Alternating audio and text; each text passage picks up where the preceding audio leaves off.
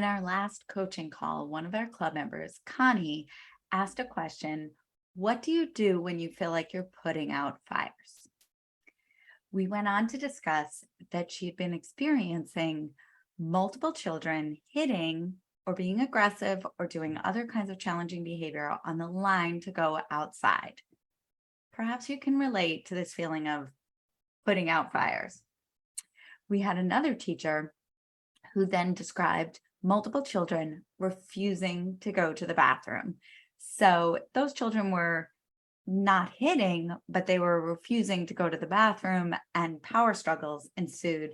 So while that fire might not have seemed quite so volatile, or those fires, it was still experiencing multiple children exhibiting similar challenging behaviors at one time of day. Now, at the end of the call, I always like to ask, what was your biggest takeaway? And Connie said, you know, I've, I'm not quoting Connie word for word, I'm paraphrasing. Connie said, I was always taught to individualize. And I realized in this call that I'd been trying to individualize my approach to the transition to going outside by supporting each child individually, which was impossible because there were multiple behaviors happening at once.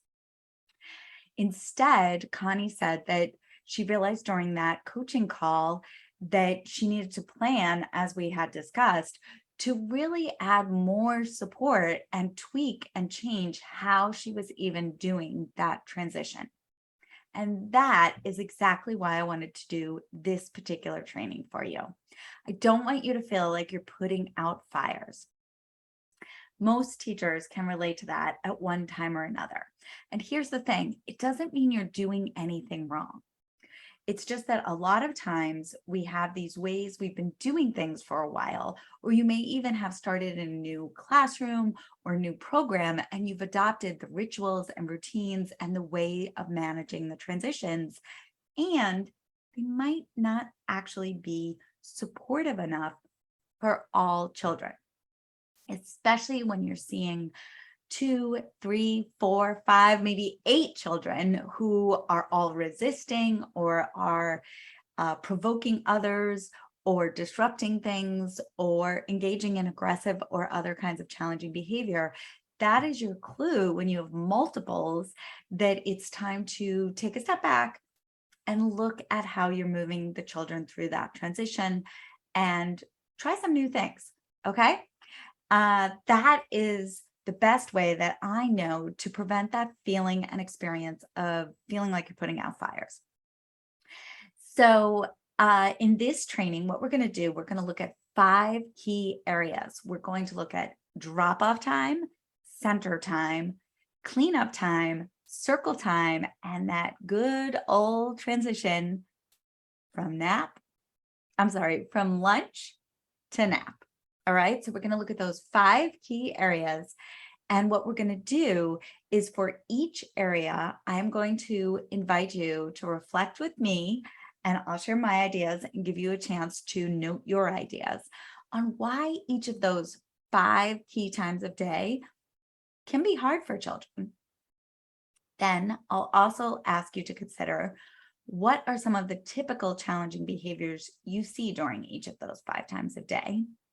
Then we'll move into me sharing some suggested tweaks on how to make those transitions less stressful for you, or not transitions, they're not all transitions such as center time or circle time, but those times of day, how they can be less stressful for you and more supportive for the children.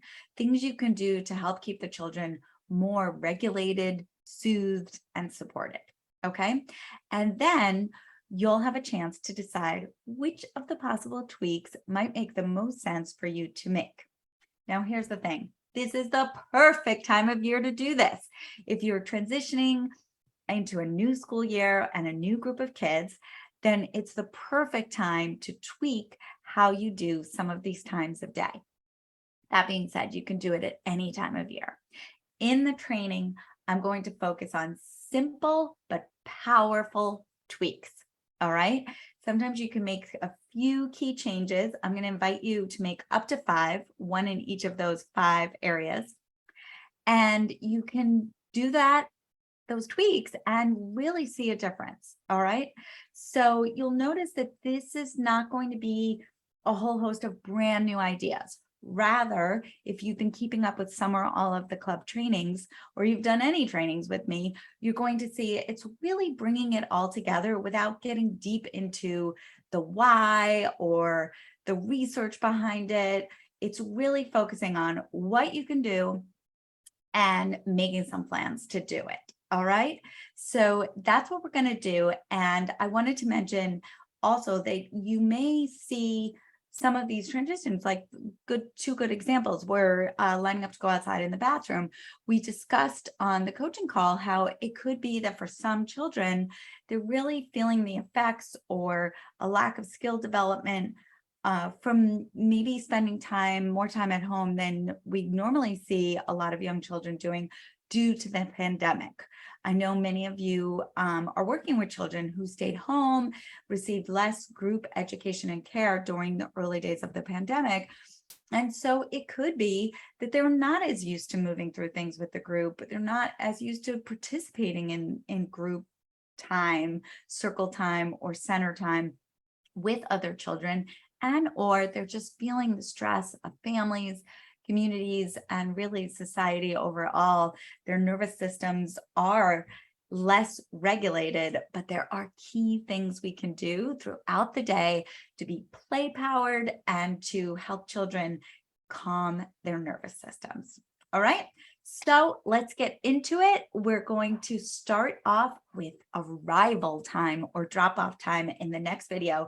That's a time of day where you can make some simple yet powerful changes that will actually set you up for success, not just during the drop off time, but because everyone's starting a little more calm, a little more regulated, a little more engaged in the beginning of the day.